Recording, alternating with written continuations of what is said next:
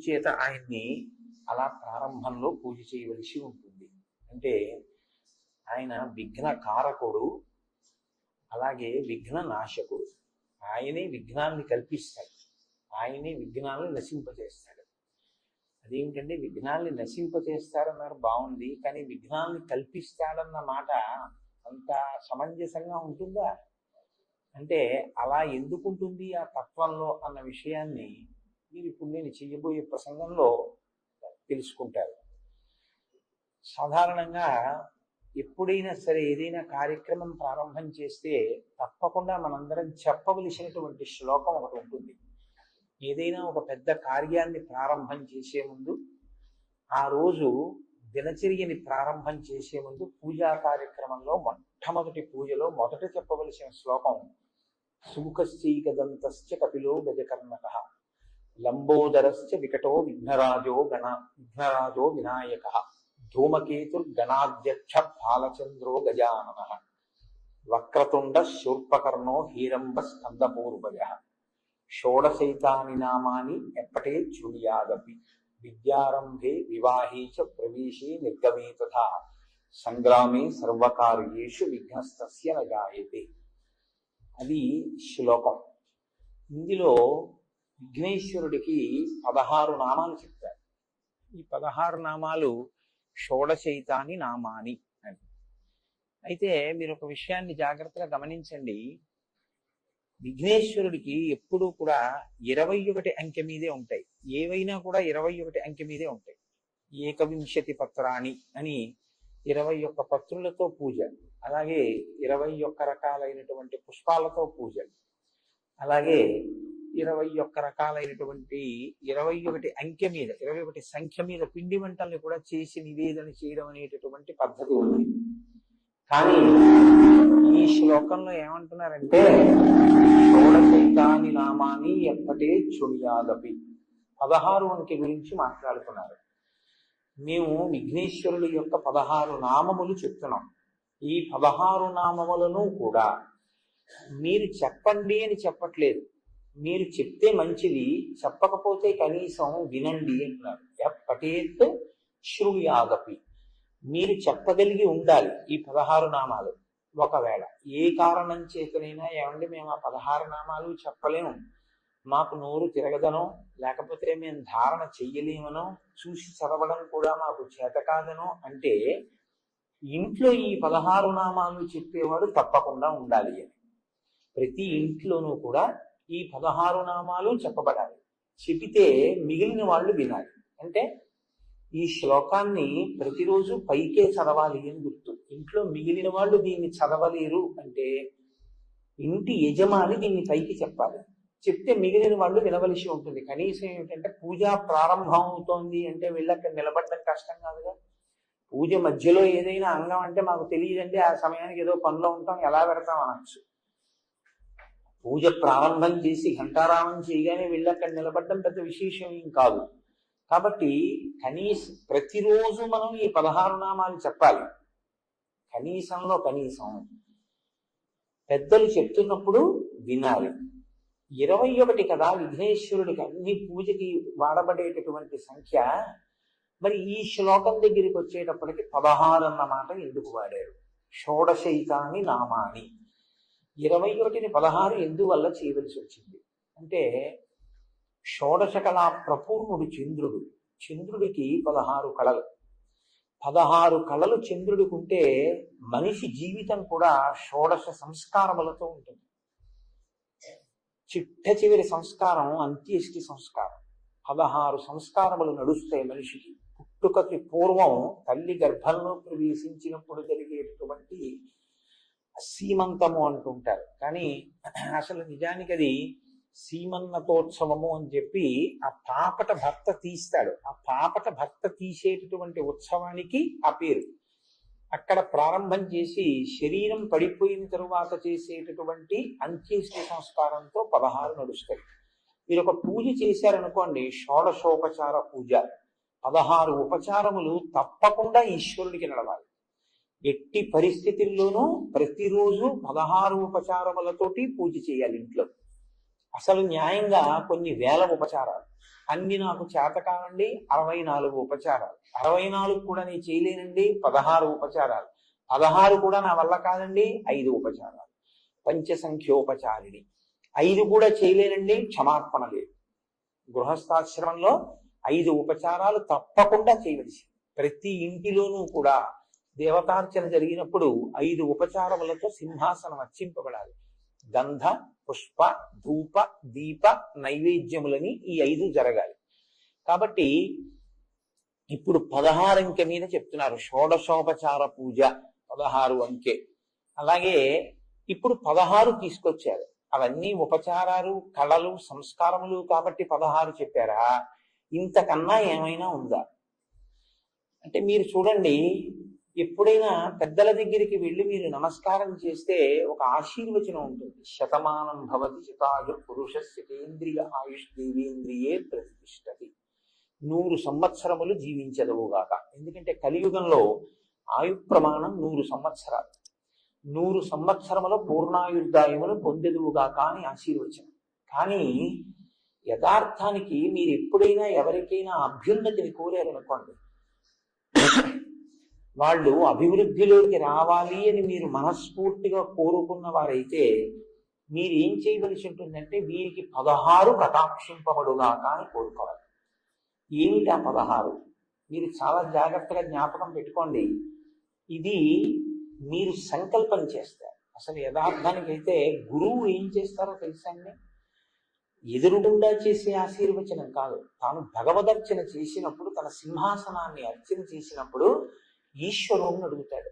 ఈ 16 ఫలానా వారికి కృప చెయ్యి సర్వేశ్వర అని అడుగుతాడు. గురువు గారి యొక్క భక్తి చేత, ఆయన చేత అర్చింపబడిన పరమేశ్వరుడు ఆయన ఎవరి కొరకు సంకల్పం చేశారో వారికి ఆ అభ్యున్నతిని ఇస్తాడు. ఇవి 16 అడుగుతారు.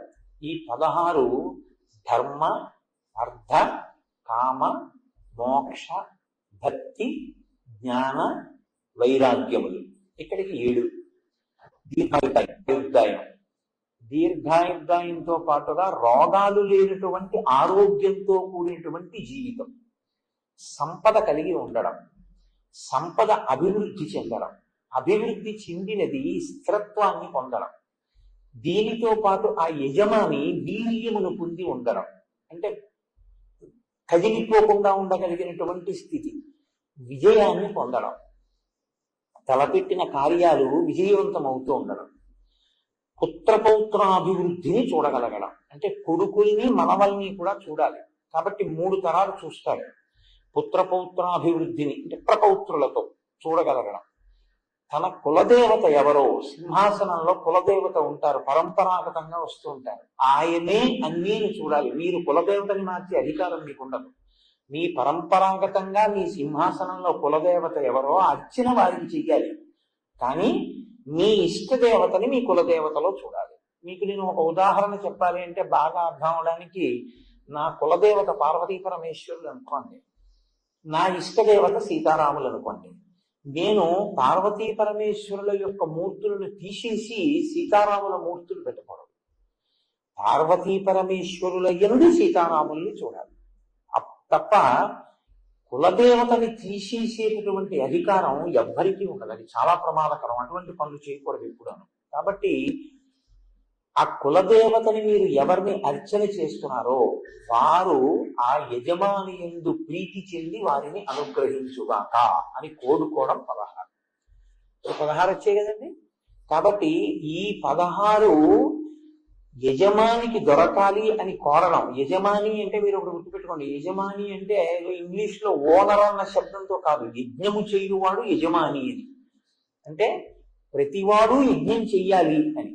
కాబట్టి అటువంటి యజమానికి ఈ 16 కలగాలి అని కోరుకోవడం పూర్ణమైనటువంటి ఆశీర్వచనం. కాబట్టి ఇప్పుడు షోడశైతాని నామాని 16 నామములు ఎందుకు చెప్తున్నామంటే పరిపూర్ణమైన ఆశీర్వచనము కొరకు. ఈ 16 సిద్ధించడానికి ఏవి విఘ్నాల రూపంలో అడ్డొస్తున్నాయో, ఏవి ప్రతిబంధక రూపంలో వస్తున్నాయో వాటిని తొలగించి ఈ 16ంటిని సిద్ధింపజేయగలిగినటువంటి వాడు గణపతి. కాబట్టి ఇటువంటి మహానుభావుణ్ణి మేము ఇవాళ ప్రార్థన చేస్తున్నాం. ఇవాళ అంటే ప్రతిరోజు అని దాని అర్థం. అది మేము 16 నామములు చెప్పినప్పుడు మొట్టమొదటి నామంతో ఆయన ఏమని పిలుస్తున్నాం? సుముఖ. సుముఖ అంటే మంచి ముఖమున్నవాడు. సంస్కృతంలో ముఖము అన్న మాటకి నోరు అని కూడా అర్థం. సుముఖ అంటే మంచి ముఖం. ముఖము ఇప్పుడు వస్తుంది, పుట్టుకతో వస్తుంది. విఘ్నేశ్వరుడు యొక్క పుట్టుక ఎలాగా? ఆయన పుట్టుక ఒక స్త్రీ గర్భవాసం చేసి జన్మించిన వాడు కాదు. అమ్మవారు ఆవిడ సుమంగళి, అందున నిత్య సుమంగళి, నిత్య యవ్వనంలో ఉండేటటువంటి తల్లి. అటువంటి తల్లి కనుక ఎప్పుడూ పసుపు రాసుకుని ఉంటున్నాడు. ఎప్పుడూ పసుపు రాసుకుని ఉండేటటువంటి అమ్మవారు ఒకానొక రోజున తన ఒంటి మీద ఉన్న పసుపు నెలిచి ముద్ద చేసి ప్రాణప్రతిష్ఠ చేసింది. ఇప్పుడు విఘ్నేశ్వరుని యొక్క మొదటి స్వరూపం నరవినాయకుడు. అంటే నరుడు ఎలా ఉంటాడో అలాగే పుట్టారు ఆయన. ఇప్పటికీ చిదంబరంలో ఒక చోట, అలాగే మనకి రాక్ఫోర్ట్ టెంపుల్ అని ఉంటుంది ట్రిచి, ఆ రాక్ఫోర్ట్ టెంపుల్లోనూ నరవినాయకుని యొక్క రూపాలు ఉన్నాయి. కానీ గుర్తుపట్టడం కష్టం. వినాయకుడు మనకి ఇంకొకలా అలవాటైపోయి నరవినాయకుడిని గుర్తుపట్టరు ఎవరు. ఇప్పుడు అమ్మవారు పసుపు ముద్దతో మొట్టమొదటి వినాయకుడిని ప్రతిష్ఠ చేసింది, అందులోకి తీసుకొచ్చింది తేజస్. అందుకే అప్పటి నుంచి ఇప్పటి వరకు కూడా వినాయకుడు ఆవాహన ఎందులోకి అవుతారు తొందరగా అంటే పసుపు ముద్దలోకే. 2 తమలపాకులు అక్కడ పెట్టి అందులో పసుపు ముద్ద పెట్టి బొట్టు పెట్టి మీరు ప్రార్థన చేస్తే విఘ్నేశ్వర తేజస్ అందులోకి ప్రవేశించేస్తుంది. ఎందుకంటే అమ్మ మొదట అలాగే సృష్టించింది.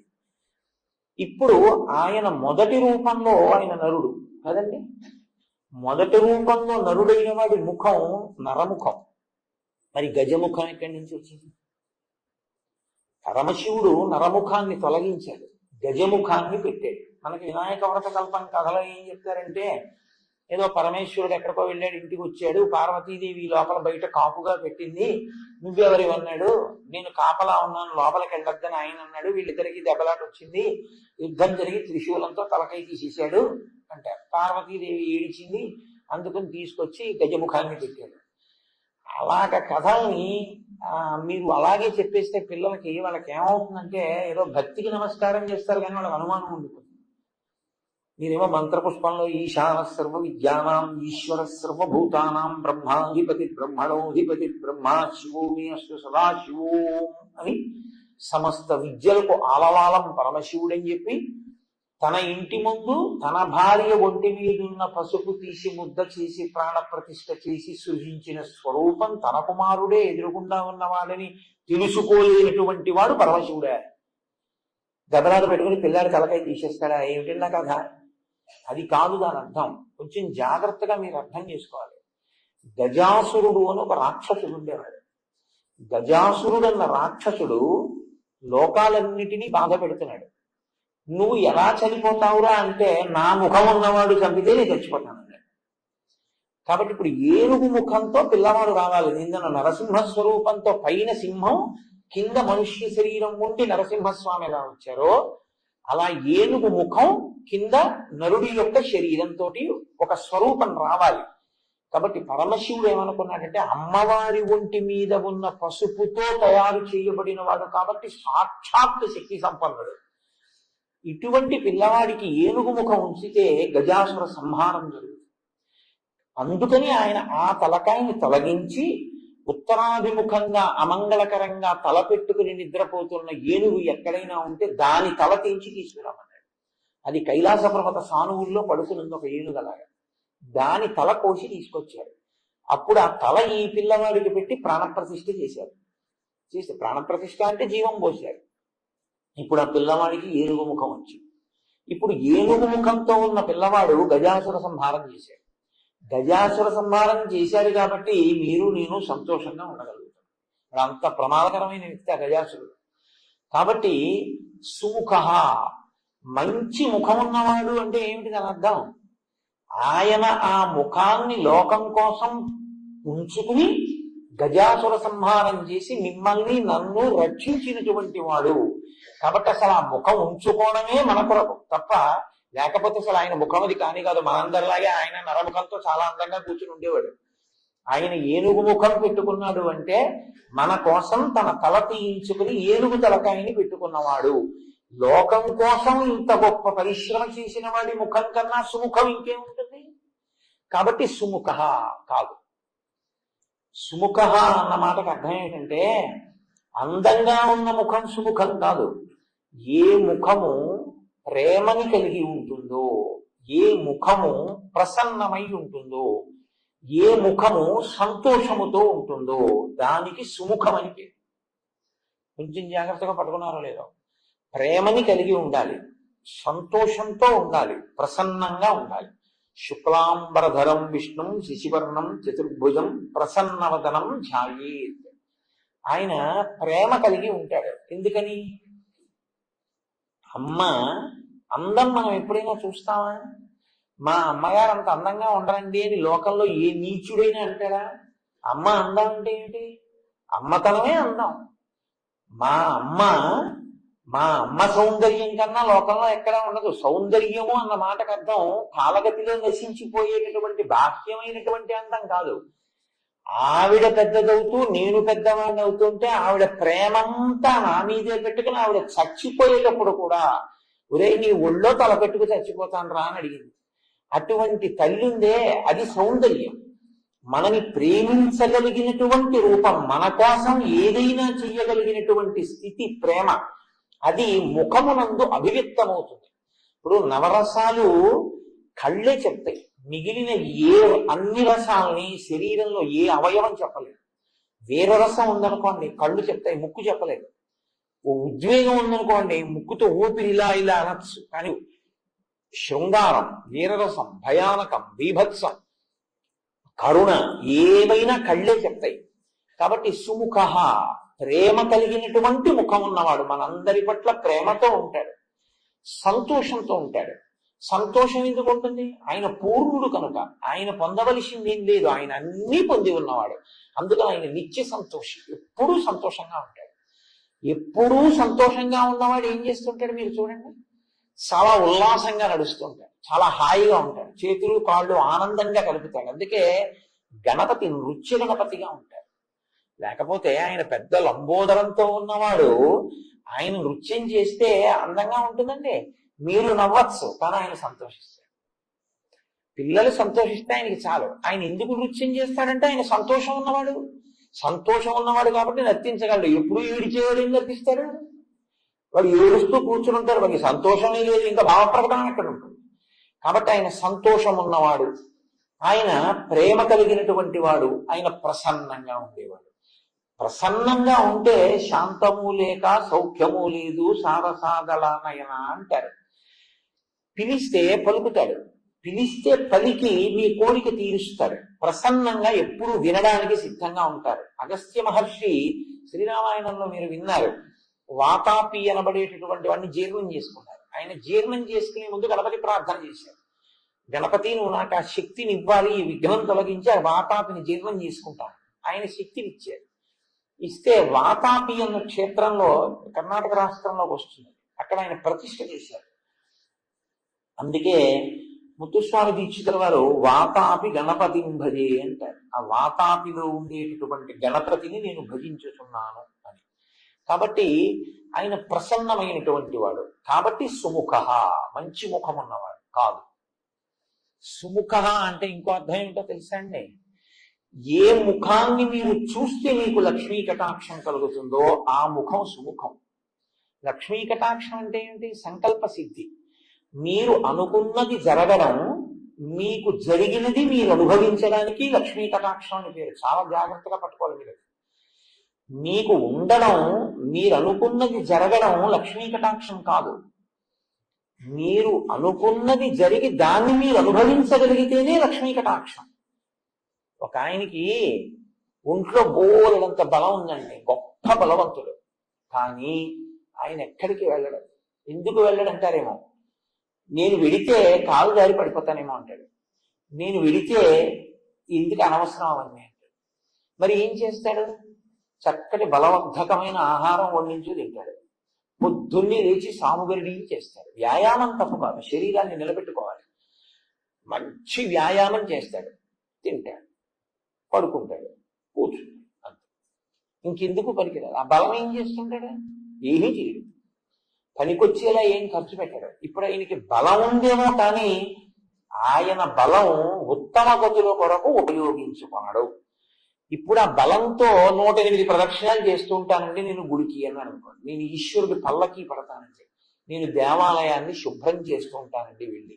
వారంలో ఒక రోజు నేను వెళ్ళి గుడిని శుభ్రం చేస్తాను. నాకు కాకినాడలో విశ్వేశ్వర స్వామి వారి దేవాలయం అని ఒక శివాలయం, అందులో ఏపీఎస్ఆర్టీసీలో ఒక మంచి అధికారి ఆయన ఏం చేస్తుంటారంటే తెల్లవారుజామున వచ్చి చీపురు పట్టుకొచ్చి గుడెంతా తుడిచేస్తారు. ఆయన ఇంకేం వ్యాయామం చేయరు. ఆయన వ్యాయామం ఏమిటంటే పొద్దున్నే ఔపచారిక స్నానం కింద ఒంటి మీద నీళ్లు పోసుకుని చీపురు చాట అవి పట్టుకుని వస్తారు. వచ్చి మొత్తం గుడెంతా తుడిచేస్తారు. గుడెంతా తుడిచేసి వెళ్ళిపోతారు. నాకు కాకినాడ పట్టణంలో ఇలా సేవ చేసే వాళ్ళు చాలా మంది తెలుసు. చాలా దేవాలయాల్లో చాలా మంది చేస్తుంటారు. ఎన్ని పేర్లు నేను చెప్పను. చాలా గొప్ప విషయం అది. కేవల వ్యాయామం కాకుండా దేవాలయానికి వెళ్ళి దేవాలయంలో సేవ చేసి వస్తుంటారు. ఒళ్ళంతా చెమట పడుతుంది. వ్యాయామానికి వ్యాయామం ఈశ్వర సేవ, ఈశ్వర సేవగా వ్యాయామం తప్ప శరీరాన్ని నిలబెట్టుకోవడానికి వ్యాయామంగా వాళ్ళు చేయరు. అది ఒక గొప్ప స్థితి. అంటే ఉన్నదాన్ని అనుభవించగలగడం. ఇంట్లో పదార్థం ఉంది, తను తినగలగాలి, ఆరోగ్యం ఉండాలి కదా. అందుకే కదా 16లో ఆరోగ్యం వచ్చింది. అప్పుడు అది లక్ష్మీ కటాక్షం కింద మారుతుంది. ఈ లక్ష్మీ కటాక్షాన్ని ఇంట్లో కృప చెయ్యగలిగినటువంటి రూపం మీరు ఇలా చూస్తే చాలు, మీకు ఇవ్వగలిగినటువంటి రూపం వినాయక స్వరూపం. ఎందుకో తెలుసండి, లక్ష్మీదేవి 5 స్థానాల్లో ఉంటుంది. ఆవిడకి 6వ స్థానం లేదు, ఇంకా 5 స్థానాలు ఆవిడకి. అందులో మొట్టమొదటి స్థానం ఏనుగు యొక్క కుంభస్థలం. అందుకే గజారోహణం చేయించారండి ఆయనకంటారు. ఏనుగు కుంభస్థలంలో లక్ష్మీదేవి ఉంటుంది.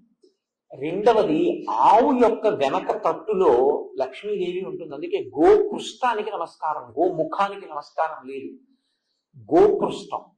మూడవది తామర పువ్వుల్లో లక్ష్మీదేవి ఉంటుంది. అందుకే తామర పువ్వుని లక్ష్మీదేవికి పూజ విషయంలో ప్రత్యేకం వాడతారు. నాలుగవది బిల్వదళం. బిల్వదళం మీరు తీసి కళ్ళు మూసుకుంటా ఉండకూడదు అని. ఇక్కడ బొట్టు పెట్టుకోకపోతే భర్తకి కలిసి రావలసినంత కలిసి రాదు. ఎందుకంటే ఇల్లాల్ని లక్ష్మీదేవిగా తీసుకొస్తారు. అందుకే చాలా గొప్ప సేవ ఏమిటో తెలుసా అండి, ఎవరింట్లోనైనా పెళ్ళైతే వాళ్ళు నిర్ధనులైతే ఆడపిల్లని అత్తవారింటికి కారులో దింపమని, వాహనం మీద. ఆడపిల్లని మొట్టమొదటిసారి కాపరానికి తీసుకెళ్లేటప్పుడు నడిపించి తీసుకెళ్ళకూడదు, ఆమెని లక్ష్మిగా ఇస్తారు. కాబట్టి లక్ష్మీదేవిని తీసుకెళ్తున్నారు కాబట్టి వాహనంలో తీసుకెళ్ళాలి. పిల్లతో పాటు ఆవు కూడా పెడుతుంది, అందుకే గోదానం చేస్తారు. కాబట్టి వివాహం అయిపోయినటువంటి స్త్రీ సువాసిని యొక్క పాపట ప్రారంభ స్థానమునందు బొట్టు పెట్టుకోబడేటటువంటి ప్రదేశం లక్ష్మీ స్థానం. కాబట్టి ఇప్పుడు ఈ 5 లక్ష్మీ స్థానాలు. ఇందులో మొదటిది ఏనుగు యొక్క కుంభస్థలం. ఇప్పుడు ఆయన ఏనుగు ముఖంతో ఉన్నాడు. మీరు లేవగానే ఒకసారి వినాయకుడి యొక్క ముఖాన్ని చూశారనుకోండి, ఇలా ఆయన ముఖాన్ని చూసినంత మాత్రం చేత మీకు లక్ష్మీ కటాక్షం కలుగుతుంది. ప్రతిరోజు వినాయకుడి ముఖం చూస్తే చాలు. ఎవరి ముఖం చూస్తే మీకు కలిసి వస్తుందో అది కాకపోతే సుముఖం ఇంకెవరికి సుముఖం అవుతుంది. ఇవాళ లేక ఎవరి ముఖం చూశానో అంటారు. కాబట్టి అలా చూడగలిగిన ముఖమేదో అది సుముఖం. కాబట్టి సుముఖ కాదు ఇంకో అర్థం. ఒక్క వినాయకుడికి ఒక గమ్మత్తైనటువంటి అనుబంధం ఒకటి ఉంది లోకంలో. అందుకే వినాయకుడి మీద పెద్దలు ఎప్పుడైనా ప్రార్థన చేస్తే ఈ శ్లోకం చెప్తూ ఉంటారు. శ్రీకాంతో మాతులో యస్య జననీ సర్వమంగళ జనక శంకరో దేవ తం వందే కుజరాననం అని చెప్తారు. ఇది చాలా గమ్మత్తైన శ్లోకం నిజంగా. ఎందుకంటే ఎప్పుడైనా నమస్కారం చేస్తే ఆయన తల్లి సంబంధం చెప్తారు, తండ్రి సంబంధం చెప్తారు. ఒక్క వినాయకుడికి మాత్రం మేనమామ గారితో మొదలెడతారు. శ్రీకాంతో మాతులో యస్య, మాతులు అంటే మేనమామ. నీ మేనమామ శ్రీకాంతుడు. శ్రీకాంతుడు అంటే శ్రీ అంటే లక్ష్మీదేవి యొక్క భర్త, నీకు మేనమామ. కాబట్టి ఇప్పుడు వినాయకుడికి మేనమామ అంటే వినాయకుడి యొక్క తల్లి పార్వతి, పార్వతి యొక్క సోదరుడు విష్ణువు. ఎక్కడుంది అలాగా? అలా ఎక్కడైనా మీరు చూశారా? సోదరి సోదరుడు అంటే స ఉదర, ఒక కడుపు నుంచి పుడితే, ఒక్కసారి పుడితే వాళ్ళని సోదర సోదరి అంటారు. నారాయణ నారాయణి వీళ్ళిద్దరు పార్వతీదేవి విష్ణుమూర్తి అన్నా చెల్లెళ్ళుగా పుట్టినట్టు మీరు ఎక్కడన్నా చదివారా? మరి ఎలా చెప్తున్నారు ఈ శ్లోకం? మేనమామని పుట్టారు వాళ్ళిద్దరూ అన్నా చెల్లెళ్ళు. అసలు ఇంకా యథార్థం మాట్లాడితే స్త్రీ రూపంలో విష్ణు ఉంటే పార్వతీదేవి, పార్వతీదేవి పురుష రూపంలో ఉంటే విష్ణుమూర్తి. అందుకే ఇద్దరూ అలంకార ప్రియులు. కనుక ఇప్పుడు శ్రీకాంతో మాతులు యస్య, ఎప్పుడు పుట్టారు వాళ్ళిద్దరు? ఒక్కసారి. భాగవతంలో కృష్ణ పరమాత్మ ఇక్కడ వసుదేవుడికి జన్మించినప్పుడే అక్కడ యశోదానందులకు ఆవిడ యోగమాయగా జన్మించింది. ఆవిడేమో దేవకీ వసుదేవుల దగ్గరికి వచ్చింది, ఈయనేమో నంద యశోదల దగ్గరికి వెళ్ళాడు. అక్కడ పుట్టిన ఆవిడ ఇక్కడికి వచ్చింది, ఇక్కడ పుట్టిన ఆయన అక్కడికి వెళ్ళాడు. ఇద్దరికి ఒక్కరే తల్లిదండ్రులు నంద యశోదలు. కాబట్టి వాళ్ళిద్దరూ అన్నా చెల్లెళ్ళు. భాగవతంలో ఏమి తత్వంలో వాళ్ళిద్దరూ అన్నా చెల్లెళ్ళు. అందుకే మిగిలిన పేర్లు భార్యాభర్తృ సంబంధం చెప్తాయి. రుద్ర రుద్రాణి అంటే రుద్రుడు రుద్రాణి భార్యాభర్తలు, శివ శివాని భార్యాభర్తలు, భవ భవాని భార్యాభర్తలు, నారాయణ నారాయణి భార్యాభర్తలు గారు అన్నా చెల్లెళ్ళు. నారాయణ నారాయణి అన్నా చెల్లెళ్ళు అయితే ఇప్పుడు వైష్ణవము శైవము బంధుత్వం వచ్చింది. ఈ బంధుత్వంలో వినాయకుడికి మేనమామ విష్ణుమూర్తి, నీ మేనమామ విష్ణుమూర్తి, మేనమామల ముద్దు నీలైన ముద్దు. కాబట్టి ఇప్పుడు వినాయకుడికి నమస్కారం పెడితే విష్ణుమూర్తి ప్రీతి చెందుతారు. ఎందుకంటే మా నాన్నల నుండి పూజ చేస్తున్నాడు వీడని. అత్తయ్యో లక్ష్మీదేవి. శ్లోకం ఎంతో మొదలైంది, మంగళప్రదమైన శ్రీకారంతో మొదలైంది. శ్రీకాంతో మాతులో యస్య, విష్ణువు అనుగ్రహం కావాలంటే వినాయకుడికి నమస్కారం పెట్టాలి. జనని సర్వమంగళ, ఆ తల్లి ఎవరు? ఆవిడ సర్వమంగళ, అన్ని మంగళములే చేస్తుంది ఆవిడ. అసలు ఆవిడే మంగళసూత్ర రూపంలో ఉంటుంది. అందుకే సర్వమంగళారాధన చేస్తే కానీ మంగళసూత్రం కట్టరుగా. కాబట్టి ఆవిడ లోకములన్నిటిలోనూ కూడా మంగళములకు మంగళం ఆ తల్లే, సర్వమంగళ స్వరూపం. నీ తల్లిలో సర్వమంగళ, నీ తండ్రో జనక శంకరో దేవో శంకరోతీతి శంకర. శుభములను చేయువాడెవరో ఆయన శంకరుడు. శుభములను చేసేటటువంటి శంకరుడు నీకు తండ్రి. తమ్ వందే కుంజరాననం, ఓ ఏనుగు ముఖం ఉన్నవాడా నీకు నమస్కారం. నీ ముఖం చూస్తే ఆయన నమస్కారం పెడితే లక్ష్మీ కటాక్షం వచ్చింది. ఇప్పుడు ఆయనతో అనుబంధాలు ఉన్న వాళ్ళందరూ ఏం చేస్తున్నారు? మేలే చేస్తున్నారు. శ్రీకాంతో లక్ష్మీ భర్త, సర్వమంగళ మంగళసూత్రాన్ని కాపాడుతుంది, ఇప్పుడు మంగళాలిస్తుంది. శంకరో, ఆయన ఎప్పుడు శంకరోతి, ఆయన శుభాలు చేస్తుంటాడు. నువ్వు అసలు చూస్తే శుభమిస్తావు, పూజ్యరామణ. కాబట్టి ఇప్పుడు సుముఖ, నీకన్నా మంచి ముఖం ఉన్నవాడు ఎవరయ్యా? కాబట్టి సుముఖ కాదు, ఇంకో అర్థం. ఒక్క నామానికి ఎన్ని అర్థాలంటే ఎప్పటికి పోతాయి? 16 నామాలు. సరే, ఏదో ఎంతవరకు జరిగిందో అంతవరకు. వీలైతే 16 అలా ఒకసారి విధంగా వీక్షణ చేస్తాను. ఆట సుముఖ అంటే ఎప్పుడూ మాట్లాడకూడదు, అదే పనిగా మాట్లాడుతూ ఉండడం తప్పు. భూపసభాంతరాలమల పుష్కళ వాక్చతురక్తము ఆజి బాహాపటు శక్తియున్ యశమునందనురక్తియు ప్రకృతి సిద్ధ గుణంబులు సజ్జనాలికి. ఆయన్ని మామూలుగా మీరు ఎప్పుడన్నా చూస్తే ఏంటండి ఆయన ఏంటంటే ఆయనకేం తెలుస్తుందండి అలా ఉన్నాడో అనుకుంటారు. ఆయన సభలోకి వచ్చి కూర్చున్నారు అనుకోండి, శారద నాలుక మీద నర్తిస్తుంది. అలా సభలో మాట్లాడగలగాలి. బయట అవసరం లేదనుకుంటే రూపాయిని ఎంత జాగ్రత్తగా ఖర్చు పెడతారో అంతకన్నా జాగ్రత్తగా మాట ఖర్చు పెట్టాలి. అవసరం లేదనుకుంటే మౌనంగా ఉండాలి. ఇది తెలిసి ఉంటే రెండు సాధిస్తాయి.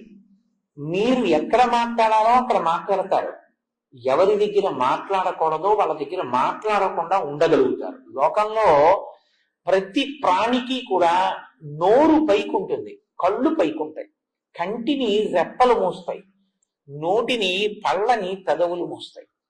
కంటిని రెప్పలు మూసిన చూపులో రెప్పకి పాత్ర లేదు. నోటిని పెదవులు మూసిన పెదవులకి భాషలోనూ మాటలోనూ భాగం ఉంది. మీరు గమనించండి, రెప్ప చూడదు, పెదవి మాట్లాడుతుంది. కొన్ని కొన్ని మాటలు పెదవుల మీదే వస్తాయి. మా మా ఉందనుకోండి, పెదవులు కలపకుండా మా అనండి. నేను చిన్నప్పుడు మా పిల్లలతోటి అమ్మ అని పెదవులు కలపకుండా అనండ్రా అంటే వాళ్ళు చాలా ప్రయత్నించి అనలేకపోయేవారు. మీరు అనండి అనేవారు వాళ్ళు చికాకు వచ్చి. ఏముందిలేనో తామలపాకు కింద పదవి పెరిగిన అమ్మ అంటే కలవలేదుగా తామలపాకు అట్టొచ్చింది అంటే నా మీద వాళ్ళు చాలా కోపడి అన్ని ఇలాంటి పనులు చేస్తారు అన్నగారు. పిల్లలతో అలా ఆటలాడుతున్నారు. సరే, అది వేరే విషయం అనుకోండి. కాబట్టి పెదవికి మాట యందు పాత్ర ఉంది. నోరు సమస్త ప్రాణులకు బయటికి ఉంటుంది, కప్పబడి ఉండదు. కానీ మీరు పెద్దలతో మాట్లాడుతున్నారు అనుకోండి, ప్రత్యేకించి గురువు గారితో మాట్లాడుతుంటే ఎప్పుడూ నోటిని ఇలాగే ఉంచి మాట్లాడకూడదు. ఎందుకంటే అలా మాట్లాడితే గబుక్కుని మీ నోటి తుంపర ఆయన మీద పడిందంటే మహాపచారం కిందకు వస్తుంది. అందుకని ఇలా పెట్టుకుని ఉండాలి, ఇలా పెట్టుకుని ఉండి మాట్లాడాలి. హనుమ ఎప్పుడు రాముడి దగ్గర ఇలా ఉంటారు, ఆజ్ఞాపాలక హనుమ అని ఎక్కువ మాట్లాడరు. లోకంలో ఎప్పుడు నోటి మీద చెయ్యి వేసుకుని ఉండే ప్రాణి ఏదో తెలుసా అండి? ఒక్క ఏనుగి. ఎందుకని? ఏనుగు తొండానికి కరము అని పేరు, చెయ్యి. ఒక్క ఏనుగు నోరు మాత్రం పైకి కనపడదు, నోటి మీద చెయ్యి అడ్డుంటుంది, దాని తొండం అడ్డుంటుంది. అంటే నోటికి చెయ్యి అడ్డు పెట్టుకుని అత్యంత వినయంతో మాట్లాడవలసిన చోట మాట్లాడతాడు. ఎప్పుడు నోటికి చెయ్యి అడ్డు పెట్టుకుని మౌనంగా ఉంటాడు. ఆయన కన్నా అంత గొప్ప ముఖంతో ఉండి, అంత విద్వాంసుడిగా, అంత మంచి ప్రవర్తన కలిగిన ముఖంతో ఉన్నవాడు లోకంలో ఇంకెవరున్నారు? ఆ ముఖంతో మనకు అంత నేర్పుతున్నాడు. కాబట్టి సుముఖ, ఎప్పుడూ మాట్లాడుతూ ఉండకు, మౌనం కూడా నేర్చుకో అని చెప్పడానికి ముఖమునకు చెయ్యి అడ్డు పెట్టుకున్నవాడు. అంటే నోటికి తొండం అడ్డు ఉంటుంది కాబట్టి సుముఖ. ఇన్ని అర్థాలు పెట్టారండి. సరే, అక్కడతో వదిలిపెట్టేశాను. సుముఖ ఏకదంతశ్చ, సుముఖశ్చైకదంతశ్చ అని కలిసిపోతుంది శ్లోకంలో. ఏకదంత అంటే ఒక్కదంతమే ఉన్నవాడు. ఏనుగుకి చాలా అందమైంది ఏది అంటే దాని దంతమే. దానికి 2 దంతాలు ఉంటాయి, ఇటుక దంతం ఇటుక దంతం తొండానికి. కానీ విఘ్నేశ్వరుడికి కుడి చేతి వైపు దంతం ఉండదు. ఎందుకు ఉండదు అంటే ఆయనే విరిచేశాడు. ఎందుకు విరిచేశారు అంటే మహాభారత రచన చెయ్యవలసి వచ్చింది. వ్యాసుల వారు, నేను వేగంగా శ్లోకాలు చెప్పేటప్పుడు వ్రాయగలిగినటువంటి సమర్థుడెవరు అని అడిగాడు. విఘ్నేశ్వరుడు రాస్తాడన్నాడు. మరి ఆయన, నేను మధ్యలో ఆపను, నేను చెప్తుంటే రాసేయాలన్నాడు. ప్రపంచంలో ఏ కలం పట్టుకున్నా ఎప్పుడో అప్పుడు ఏదో ఇబ్బంది వస్తుంది. అందుకని ఆయన అటువంటి కలం కావాలి అంటే లోకంలో ఇంకొకటి లేదు అని చెప్పి తన దంతాన్ని విరిచి ఆ దంతంతో మహాభారత రచన చేశాడు. అంటే అత్యంత అందం ఏనుగుకి దంతమే. అందుకే ఏనుగు దంతాలు అంటారు. ఏనుగు దంతం అంత అందం ఏనుగుకి. తన శరీరానికి అంత అందం ఇచ్చేదాన్ని లోకోపకారం కొరకు త్యాగం చేశాడు ఆయన. మహాభారత రచన పంచమ వేదం కనుక ఇది లోకానికి అందితే కొన్ని కోట్ల మంది జీవితాలు తరిస్తాయి. దానికోసం నాకు ఒక దంతం లేక నేను వికారంగా ఉన్నా పర్వాలేదని ఒక దంతం విరిచేశాడు. ఎవరు సమాజ ప్రయోజనము కొరకు తనకి ఈశ్వరుడిచ్చినటువంటి విభూతిని నైవేద్యంగా పెట్టేస్తాడో వాడు చాలా గొప్ప వ్యక్తి. గొప్పతనం దానివల్ల వస్తుంది తప్ప కేవలం 2 దంతాలు ఉంచుకుని అందం కాదు. ఒక దంతాన్ని విరిచి మహాభారత రచన చేసిన మహానుభావుడు కాబట్టి 2 దంతాలు లేకుండా ఒక దంతం ఏమన్నా మహానుభావా నువ్వు ఇంత త్యాగం చేశావు అని ఏకదంతశ్చ, ఒక దంతం ఉండి మమ్మల్ని ఉద్ధరించిన వాడా, పంచమ వేద రచన ఎందు సాయపడిన వాడా లేదు. ఇంకో అర్థం ఏంటో తెలుసండి, గజముఖాసుర సంహారం చేసినప్పుడు ఎన్ని అస్త్రములను ప్రయోగించినా ఆయన మరణించలేదు. అప్పుడు తన దంతాన్ని విరిచి అభిమంత్రించి విడిచిపెట్టారు వినాయకుడు, దానికి పడిపోయాడు. కాబట్టి తన దంతంతో గజముఖాసురుణ్ణి వధించిన వాడు కనుక ఏకదంతశ్చ. కాబట్టి ఇప్పుడు సుముఖశ్చైకదంతశ్చ కపిలో. కపిలో అంటే ఎర్రటి వర్ణం ఉన్నవాడు అని బాహ్యార్థం. కేవలం ఎర్రటి వర్ణం ఉన్నవాడు అంటే బాగా ఎరుపు కాదు. ఎరుపు అంటే మీరు ఏదో రక్తం ఎలా ఉంటుందో మరీ ముద్ద కట్టినటువంటి ఒక ఎర్ర మందారం ఎలా ఉంటుందో అటువంటి ఎరుపు చెప్పకూడదు. నలుపు జీరతో కూడిన ఎరుపు చెప్పాలి. అంటే దాన్ని కొంచెం మీకు అర్థమయ్యేటట్టుగా అనాలంటే డల్ రెడ్ అనొచ్చు.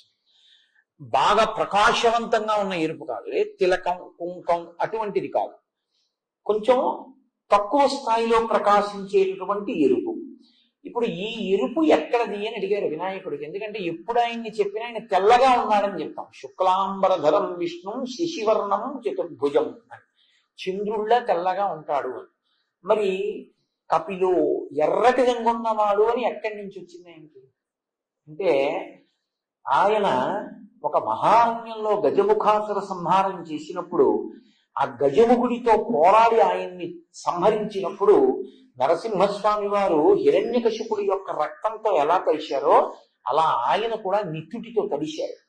ఆ నిత్తుటితో తడిసినప్పుడు తెలుపు మీద వచ్చి పడ్డ ఎరుపు వల్ల ఏర్పడినటువంటి మందాయిన ఎరుపు రంగుతో ప్రకాశించినటువంటి స్వరూపం కపిలహ. లోకం కోసం అటువంటి కాంతి పొందినవాడు కాదు.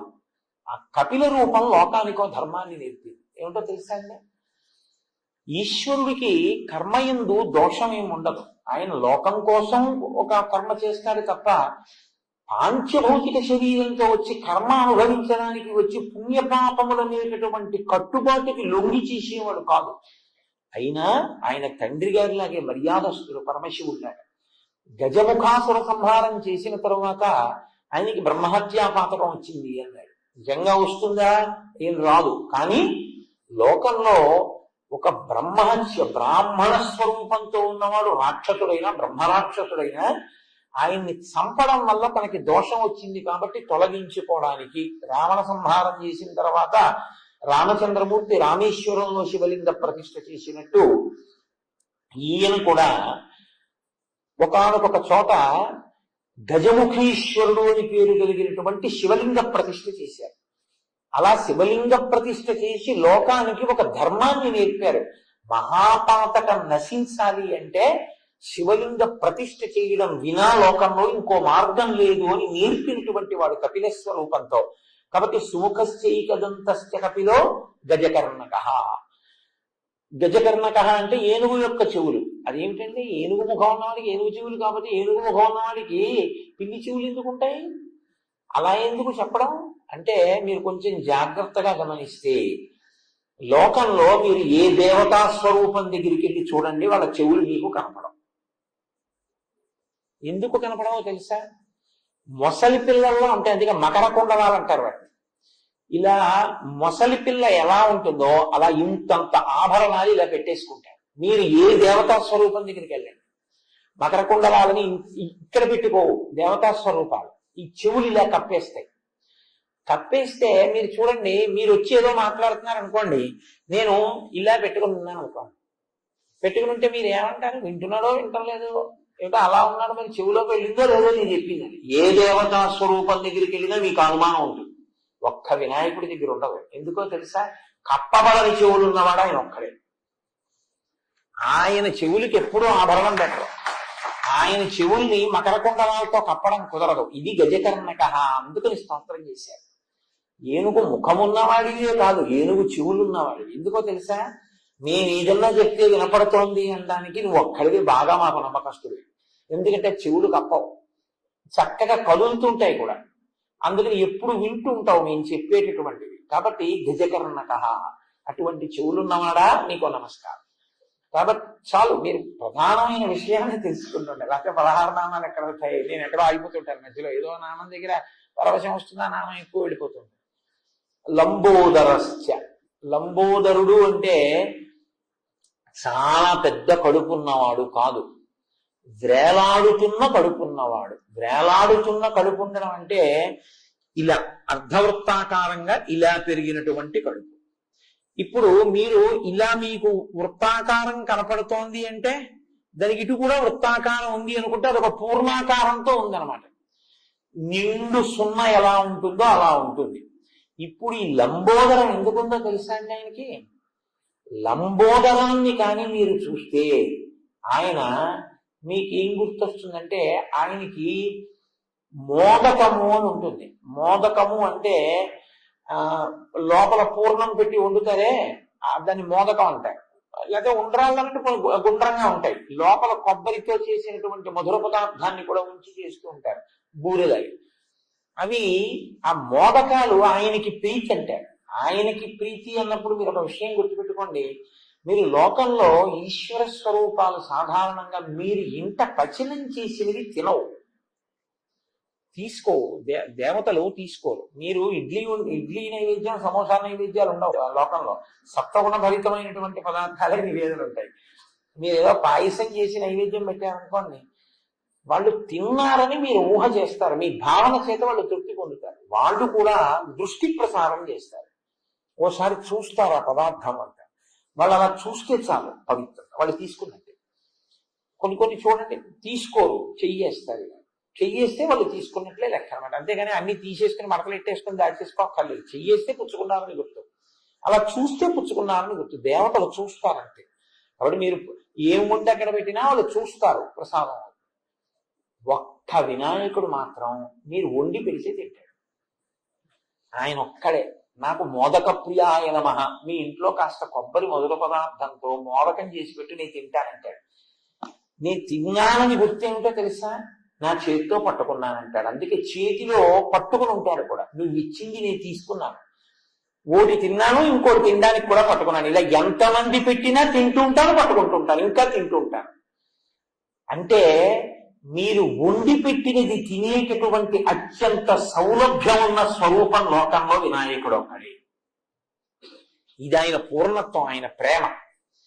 పైకి మనిషి ఉంటే ప్రేమ కనపడుతుందండి, ప్రేమ కనపడదు. మీరు అందుకే చూడండి, లోకంలో ఓ మాట ఉంటుంది, తీపికి అంటే అనురాగమునకు, ప్రేమకు ఎప్పుడూ కూడా గుండె ఈశ్వరుడి విషయంలో చెప్తారు, కడుపు లౌకికం విషయంలో చెప్తారు. కన్న తల్లండి కడుపు తీపి ఎక్కడికి పోతుంది అంటారు, కానీ గుండె తీపి ఎక్కడికి పోతుంది అంటారు, కడుపు తీపి ఎక్కడికి పోతుంది అంటారు. చూడండి, కడుపారనెవ్వాని కన్న తల్లి అంటారు. ఆవిడ కడుపంతా ఎంత ప్రేమో పిచ్చి తల్లండి. మీరు ఏమనుకోకపోతే నేను ఒక మాట చెప్తాను, ఏమనుకోకండి. నేను పరుషమైనటువంటి భాష ఉపయోగించడం నా ఉద్దేశ్యం కాదు. అసలు అమంగళకరమైనటువంటి మాటలు మాట్లాడరు, అలా నిందించకూడదు. మన వాళ్ళు మీ అమ్మ కడుపు మాడా అంటుంటారు, అంటారా అనరా? అలా అనొచ్చా? మీ అమ్మ కడుపు మాడా అంటారు. అది తిట్టని మీరు అనుకుంటారు, కోపం వస్తే తిట్టు రూపంలో ఆశీర్వచనించి తప్ప నోటి వెంట మాత్రం తిట్టకు. మీ అమ్మ కడుపు మాడ అంటే ఏమిటో తెలుసా అండి, మీ అమ్మగారు బహుసంతానవతి అయి నీకు అనేక మంది అన్నదమ్ములు అక్క చెల్లెళ్లతో ఆవిడ 10 మందికి తల్లి అయి, మీ నాన్నగారు ఆవిడికి 11వ సంతానమై, వివాహమంత్రంలో అడుగుతారు భర్త 11వ సంతానం అవుతాడు, ఆవిడ అలా కాపాడుతుంది ఆఖరణ. అందుకని మీ ఇల్లు సంతోషంతో, ప్రేమతో, ఆనందంగా 10 మందితో ఎప్పుడూ సంతోషంగా ఉండాలి. మీ అమ్మగారు 10 మంది బిడ్డల్ని కని పిల్లల కోసం ఆవిడ పచ్చం చేస్తారు. పచ్చం చేసి కడుపు మార్చుకుంటుంది అమ్మ. పిల్లల కోసం ఎవరికో పిల్లాడికి జ్వరం వస్తుంది, మొదట ఉపవాసం ఉండేది ఎవరంటే అమ్మే. పిల్లాడికి జ్వరంగా ఉంది 3 సోమవారాలు చేస్తానంటుంది. అమ్మ అలా చేయకపోతే ఈ శరీరాలు ఉన్నాయండి, ఇన్ని రోజులు కడుపు మార్చుకుందో ఆ తల్లి, అందువల్ల కదా ఇవాళ ఈ శరీరం నిలబడింది. మీ అమ్మ కడుపు మాడా అంటే మీ అమ్మగారు 10 కాలాలు కడుపు తీపితో అలా వర్ధిల్లుగాక అన్నదే తప్ప తిట్టినట్టుండి మీకు ఆశీర్వచనం చెయ్యాలి తప్ప కోపం వచ్చినా నోటి వెంట పరుషవాక్యం రాకూడదు. పరుషవాక్యంలా అభివృద్ధిని సూచించాలి. అందుకే పెంట కుప్పలా పెరుగుతున్నాడంటారు. పెంట కుప్పలా పెరుగుతున్నాడంటే ఏంటి, అసహ్యంగా ఉంది కదా. అంటే దినదిన ప్రవర్ధమానం అవుతున్నాడు, చంద్రబింబంలా ఉన్నాడన్నాడు అనుకోండి, దృష్టి తగులుతుందేమో అని ఏదో పెంట కుప్పలా పెరుగుతున్నాడు లేదంటారు. అందుకే మనకి సంప్రదాయంలో పిల్లలు లేక బతికితే వీడు బతికాడైతే అని ఎవరైనా అంటారేమో అని పెంటయ్య అని పేరెట్టుకుంటుంది తల్లి. ఎందుకంటే ఆ పేరెట్టుకోవడం అంటే, అమ్మో ఇంకోసారి కనురాపు తగిలి నా బిడ్డ నాకు దక్కడేమో అన్న బెంగతో అంత నీచమైన పేరుతోనన్నా పిలుస్తాను, కానీ వాళ్ళు నాకు దక్కితే చాలంటుంది. అందుకే లోకంలో అమ్మ లాంటి వ్యక్తి ఇంకా సృష్టిలో ఉండదు. ఈశ్వరుణ్ణి మీరు ఎక్కడో చూడలేరు, అమ్మయే ఈశ్వరుడు అంతే, అమ్మయే భగవానుడు, తండ్రియే భగవానుడు. అందుకే కదండి రామాయణంలో రామచంద్రమూర్తి అన్ని మాటలు అంటారు. కౌసల్యా లోకభర్తారం సుషువీరం మనస్విని మమార్థం సుఖం పృచ్చ శిరసా చ అభివాదయ అంటుంది సీతమ్మ సుందరకాండలో వస్తోందిగా ఇంద్రుడిగా. కాబట్టి ఆయన లంబోదరుడు అంటే ఆయన కడుపు తీపి అటువంటిది అని చెప్పడానికి మోదకంలో ఉన్న మధుర పదార్థం ఎలా ఉంటుందో ఆయన కడుపు తీపి మనందరి మీద అలా ఉంటుంది.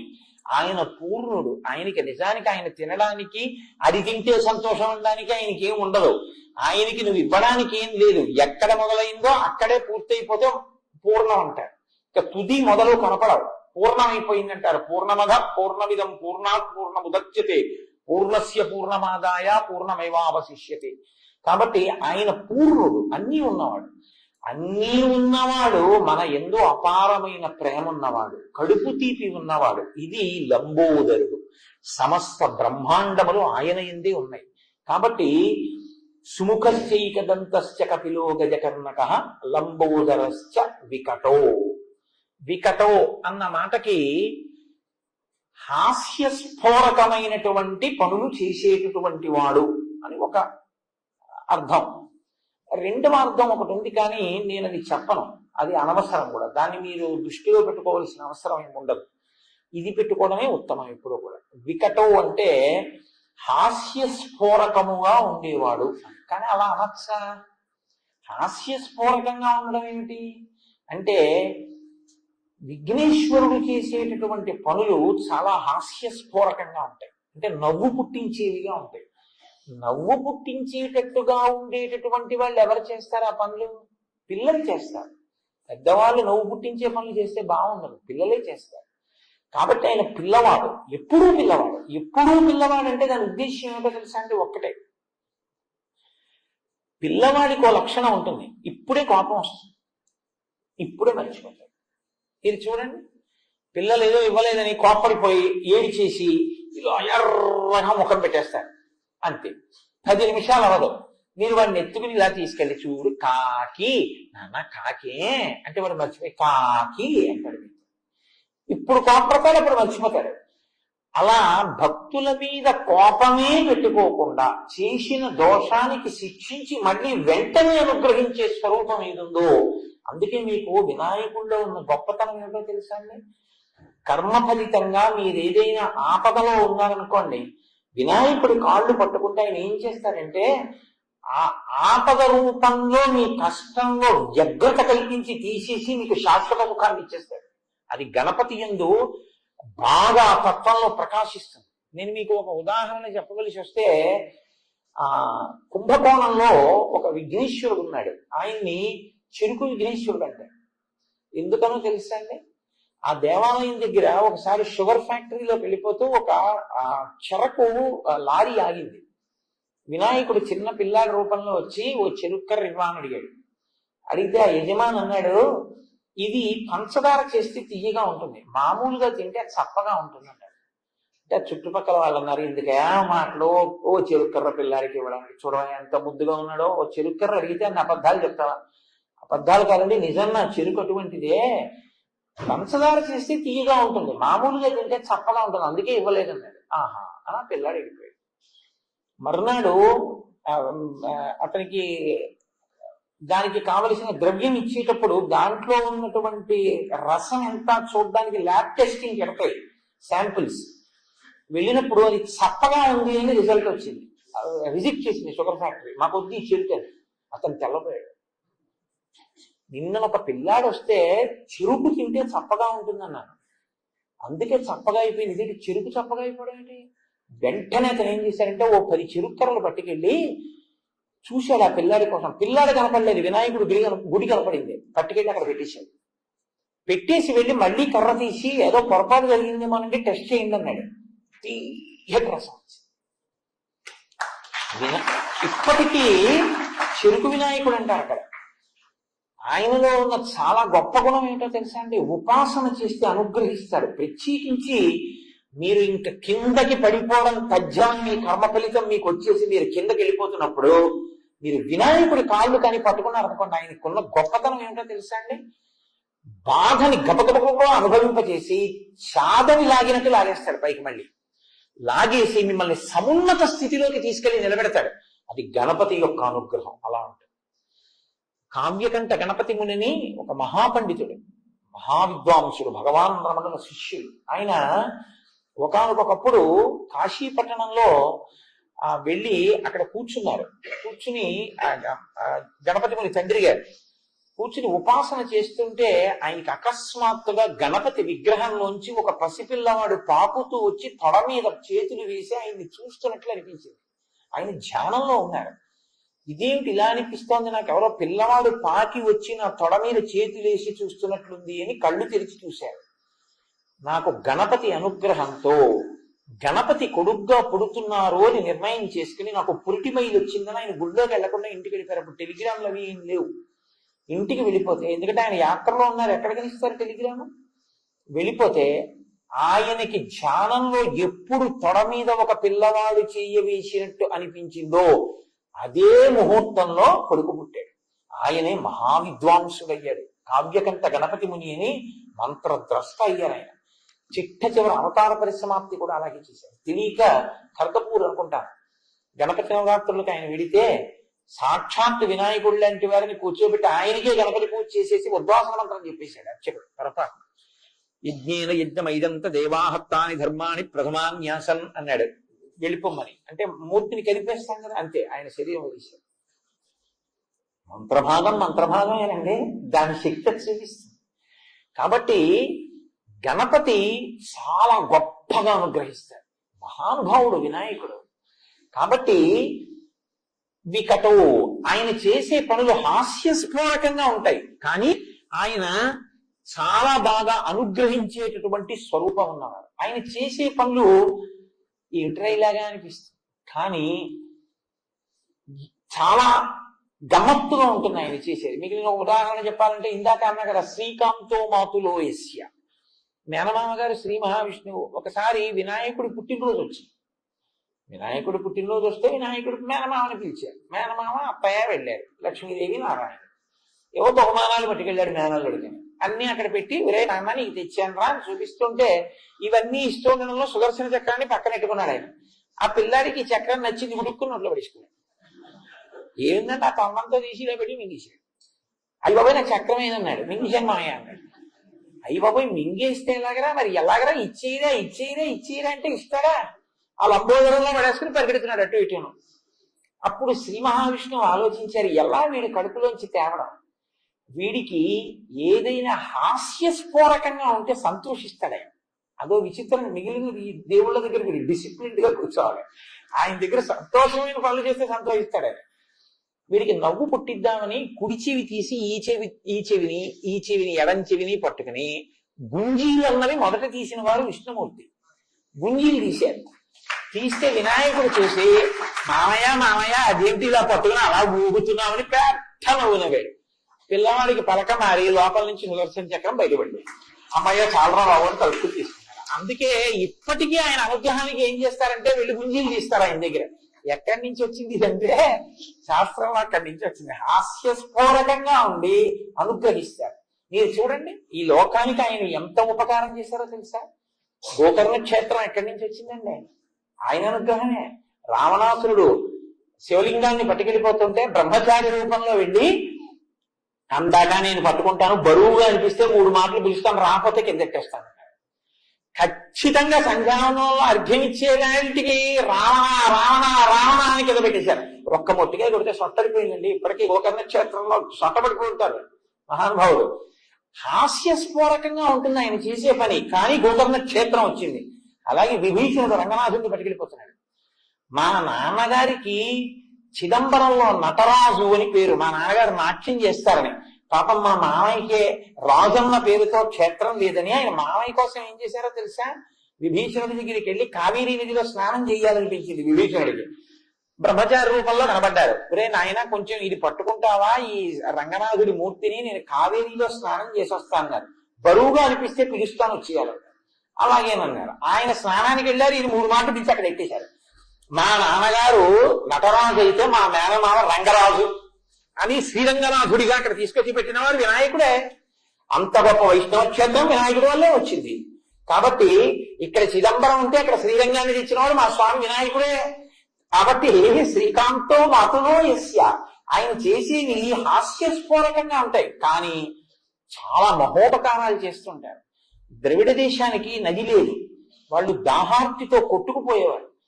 ద్రవిడ దేశంలో ఉన్న భక్తులందరూ గణపతిని ఆరాధన చేశారు, వినాయకుడు మీకు నీళ్లు ఇస్తానన్నారు ఆయన. అగస్త్య మహర్షి యొక్క కమండలంలోకి నదీ జలాలు ఉండేవి, గంగా నదిలాగా. కాబట్టి ఆ కమండలం కింద కాని పడిందో పెద్ద నది ప్రవహిస్తుంది. ఆయన ఒక కొండ శిఖరం మీద కూర్చుని ఉపాసన చేస్తున్నారు అగస్త్య మహర్షి. ఈయన విఘ్నేశ్వరుడు కాకి రూపంలో వెళ్లి కమండలం కింద పడేశారు. అప్పుడు పుట్టింది కావేరీ నది. కావేరీ నది అగస్త్య మహర్షి యొక్క కమండలంలోంచి వచ్చింది. అందుకే ఇప్పటికీ ద్రవిడ దేశంలో తమిళనాడులో మా అభివృద్ధి అంతా వినాయకుడు భిక్షని చెప్పుకుంటారు వాళ్ళు. కావేరీ నది ఉంది కాబట్టి మేము అన్నం తింటున్నాం అంటారు. వినాయకుడు భిక్షని మీకు అందుకే ఎక్కడ చూసినా వినాయకుడు గుంటుంటారు తమిళనాడు అంతా. కాబట్టి ఆయన కాకి రూపంలో పడేసి బ్రహ్మచారి రూపంలో పారిపోతున్నారు. నా కమండలం కింద పడేశావు, నదీ ప్రవాహం కింద నీరంతా ఇంత గొప్ప నీరు వెళ్ళిపోయిందని అగస్త్య మహర్షి కూడా పొట్టిగా ఉంటాడు. ఆయన ఈ బ్రహ్మచారిని పట్టుకుందామని పరిగెడితే కొంత దూరం పరిగెత్తించి వినాయక రూపంలో సాక్షాత్కరించారు. అగస్త్య మహర్షి అయ్యయ్యో, ఇంత చదువుకున్నాను, ఇంత తపస్సు చేశాను, లోకోపకారానికి కాకి రూపంలో నా కమండలం కనబడితే బ్రహ్మచారి రూపంలో కనబడితే బ్రహ్మచారిని కొట్టబోయాను. ఆవేశంలోని ఎందుకు నా బుద్ధి ఇది తెలుసుకోలేకపోయినా అయ్యయ్యో అని ఇలా అన్నాడు. అందుకే అప్పటి నుంచి ఎంత తప్పు ఆయన పట్ల చేసినా గణపతి దగ్గరికి వెళ్ళి ఇలా అంటే ఆయన సంతోషిస్తారు, తప్పులు మన్నిస్తారు. అందుకు వచ్చాయండి ఇవన్నీ, ఉత్తినే వచ్చాయనుకుంటారా? వికటో హాస్య స్ఫోరకంగా ఉన్నట్టుంటే ఆయన చేసే పనులు, కానీ ఆయన చాలా గొప్పగా అనుగ్రహిస్తారు. మీరు ఏ దేవుడి దగ్గరికన్నా వెళ్ళి ఇలా అంటే రక్షించడం, గుంజీలు తీస్తే రక్షించడం అలా ఉండదు. ఆయన దగ్గర ఏమీ అక్కలేదు, వెళ్ళి ఇలా కొట్టుకుని 3 గుంజీలు తీసేస్తే చాలు. ఆయన అన్ని తప్పులు క్షమించి నేను ఉన్నాను లేరా నీ వెంటంటారు. అంటే వికటో. సరే, ఇంకా దాన్ని అక్కడితో వదిలేస్తాను. సుముఖశ్చైక దంతశ్చ కపిలో గజకర్ణక లంబోదరశ్చ వికటో విఘ్నరాజు. ఇంకా సగం కూడా అవలేదు. ఏమండి, ఎంత ఒక వాక్యంలో పూర్తి చేసేస్తాను 16, అది పెద్ద విశేషమే ఉంది.